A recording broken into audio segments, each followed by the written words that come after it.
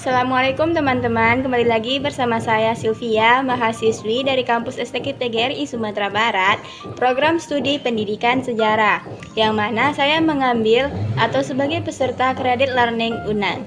Nah, baiklah teman-teman, pada video kali ini merupakan video ketiga saya di kampus UNAN, yang mana kami diberikan tugas untuk mereview sebuah buku maupun karangan ilmiah. Nah, baiklah teman-teman, pada video kali ini saya akan mereview buku dengan judul Munculnya Elit Modern Indonesia. Nah, buku ini sebenarnya ditulis, buku aslinya sebenarnya ini ditulis oleh Robert Van Nett. Namun yang saya review ini merupakan buku karangan dari Zahara Delerner, yang mana beliau menerjemahkan buku dari orang yang pertama tadi saya sebutkan. Nah, pada buku ini sebenarnya membahas tentang bagaimana munculnya elit modern di Indonesia. Baiklah, terutama di buku ini juga dijelaskan bagaimana perubahan sosial pada awal abad ke-20 di Indonesia yang dahulunya disebut dengan katakanlah itu Hindia Timur atau Hindia Belanda. Yang mana perubahan kehidupan pada awal abad ke-20 ini difokuskan kepada kehidupan para pemimpin maupun pejabat di kala itu. Nah, selanjutnya pada kala itu juga Indonesia kan di bawah pemerintahan koloni. Jadi semua kebijakan, semua peraturan tersebut berpusat kepada pemerintahan Belanda, yang mana kan Belanda merupakan pemimpin di kala itu di Indonesia, dan masyarakat Indonesia tersebut dijadikannya sebagai kaki tangan dan bawahan oleh Belanda itu sendiri. Nah, walaupun di saat itu Indonesia berada di bawah kekuasaan Belanda, namun kebijakan dari pemerintah Belanda itu sendiri juga menjadi dasar terbentuknya sebuah elit. Mulai dari itu elit tradisional, bahkan elit modern Indonesia ini pun sekaligus. Yang mana pada elit modern ini masyarakat atau pemerintah pada itu telah mengubah tujuannya menjadikan sebuah negara tersebut negara kemakmuran berdasarkan kepada pendidikan dan tidak lagi berdasarkan kepada keturunan seperti yang terjadi pada masa pemerintahan tradisional waktu itu. Nah, pada buku ini juga dijelaskan bagaimana sih sehingga bisa Indonesia tersebut menjadi sebuah elit modern.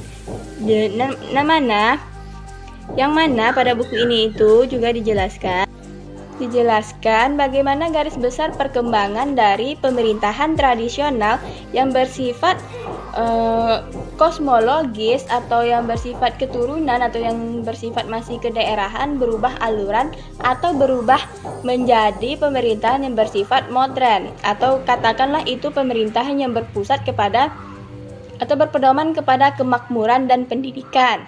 Nah, di sini saya mengambil satu permasalahan yang mana pada masa itu, pada masa pemerintahan koloni di kala itu, di Indonesia tersebut juga terbentuk suatu kebijakan-kebijakan yang berbeda daripada masa-masa sebelumnya.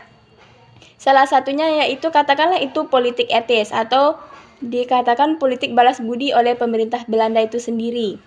Sebenarnya latar belakang dari terbentuknya sebuah politik etis atau politik balas budi ini yaitu dilatar belakangi oleh kebijakan dari pemerintah Belanda yang berpindah haluan dari masa yang tradisional ke yang lebih modern, yang mana maksudnya di sini yaitu pada masa itu pemerintah Belanda menerapkan kebijakan liberal atau adanya suatu politik pintu terbuka.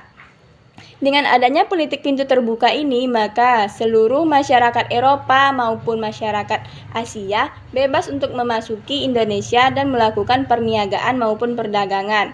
Sehingga pada masa itu banyak berdatangan para pemilik modal ke Indonesia, terkhususnya itu lebih dikhususkan kepada Pulau Jawa.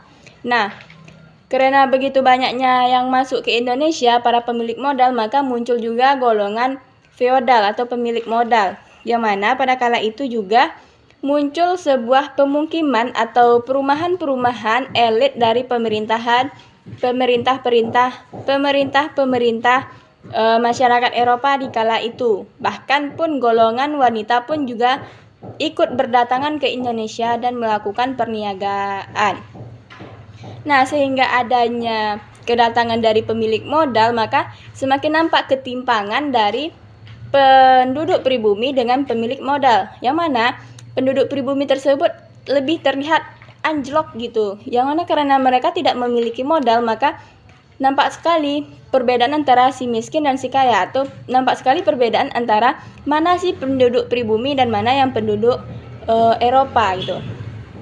Nah, dengan adanya ketimpangan seperti ini, maka muncul juga kecaman dari masyarakat Eropa, lantaran kan pada saat itu pemerintah Belanda yang menjadi penguasa di Indonesia, sehingga masyarakat Eropa lainnya pun beranggapan bahwa seharusnya kalau kita menjajah itu, kita tuh tidak hanya menjadikan daerah jajahan itu sebagai sapi perasan gitu, tapi juga kita harus memajukan daerah tersebut gitu. Sehingga lantaran Belanda mungkin malu atau apalah itu namanya, maka dia merembukkan sama pemerintahannya di Belanda untuk melakukan sesuatu terhadap Indonesia, sehingga diputuskanlah mereka akan melakukan politik balas budi atau politik etis yang bertujuan kepada kemakmuran dan pendidikan untuk masyarakat pribumi itu sendiri. Nah, walaupun demikian, namun politik etis ini pun juga sebenarnya tidak terlaksana dengan baik gitu.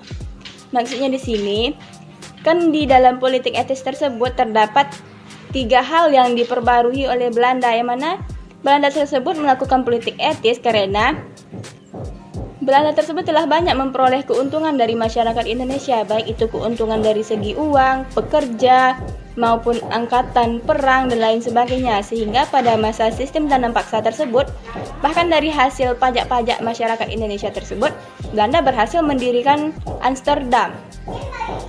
Nah, karena Belanda tersebut merasa malu seperti yang saya jelaskan tadi, maka dilakukanlah politik etis ini. Namun sayangnya, kan di dalam politik etis terdapat 3, yaitu irigasi, migrasi, edukasi. Yang mana irigasi ini masyarakat Eropa mengajarkan kepada masyarakat pribumi bagaimana sih sistem pengairan supaya pertanian itu lancar gitu.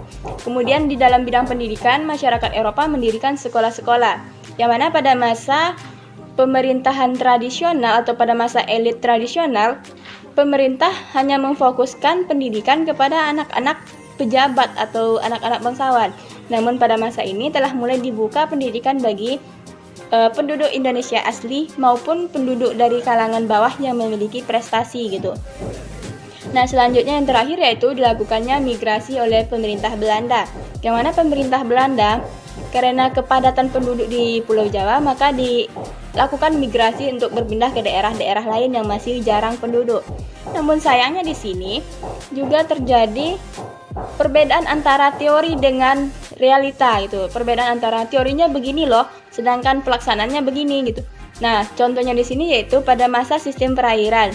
Sebenarnya kan untuk sistem perairan ini ditujukanlah kepada masyarakat Indonesia. Namun di sini lebih kepada keuntungan diri dari pemerintah Belanda itu sendiri, dari pejabat-pejabat pemerintah Belanda gitu. Yang mana mereka juga menjadikan lagi masyarakat Indonesia sebagai pekerja untuk menciptakan sistem irigasi. Nah, baiklah teman-teman, jadi intinya secara garis besar buku ini berisikan tentang bagaimana perubahan atau perkembangan dari elit tradisional yang bersumber kepada keturunan berubah menjadi elit modern yang telah berdasarkan kepada kemakmuran dan pendidikan. Nah, itulah kira-kiranya seluk-beluk bagaimana sih bisa berdirinya sebuah elit modern di Indonesia, dan katakanlah itu dulunya Hindia Timur gitu. Nah, baiklah teman-teman, sampai jumpa di video berikutnya. Assalamualaikum warahmatullahi wabarakatuh.